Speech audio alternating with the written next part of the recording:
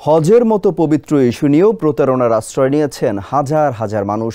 Saudi আরবে ঘুরতে গিয়ে হজ করতে চেয়েছিলেন তারা, যা টের পেয়ে যায় সৌদি সরকার।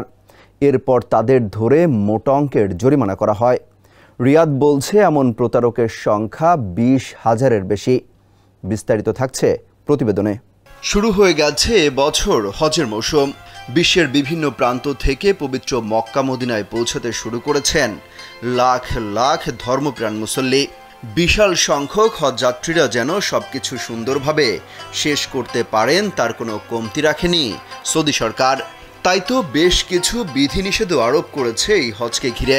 1 মিনিটে নগদ ইসলামিক অ্যাকাউন্ট খুলতে ডায়াল করুন *167#। তারপরও আইন অমান্য করে হাজার হাজার মানুষ নিবন্ধন ছাড়াই অবৈধ উপায়ে হজ পালনের চেষ্টা করছেন। এই অপরাধে অন্তত 20,000 মানুষকে চিহ্নিত করে মোটা অঙ্কের জরিমানা করেছে সৌদি প্রশাসন। সৌদি আরবের জননিরাপত্তা বিষয়ক সংস্থা জানিয়েছে, দোষী ব্যক্তি যে পথধারী হোক না কেন, আইন অমান্য করায় তাকে শাস্তি পেতেই হবে। এর আগে রোববার থেকে সৌদি আরবে কার্যকর করা হয় পবিত্র হজ বিষয়ক আইন ও নির্দেশনা অমান্য করার শাস্তি। এটি বহাল থাকবে 21 জুন পর্যন্ত।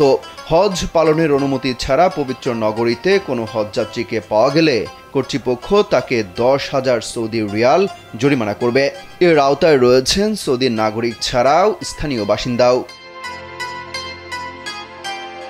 কর্তৃপক্ষ কঠোরভাবে উল্লেখ করেছে, কেউ অনুমতি ছাড়া হজযাত্রীদের পরিবহন করলে তাকে 6 মাস পর্যন্ত কারাদণ্ড দেয়া হতে পারে এবং 50,000 সৌদি রিয়াল পর্যন্ত জরিমানা করা হতে পারে, যা বাংলাদেশি মুদ্রায় প্রায় 15.5 লাখ টাকা।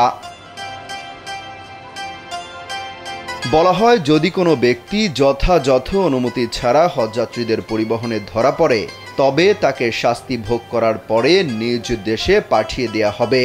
একই সাথে সুনির্দিষ্ট সময়ের জন্য তাকে আর সৌদি আরবে ঢুকতে দেয়া হবে না। ইসলামের 5টি স্তম্ভের একটি হলো হজ। আর্থিক ও শারীরিকভাবে সুস্থ মুসলিম নারী পুরুষের জন্য জীবনে একবার হলেও হজ করা বাধ্যতামূলক।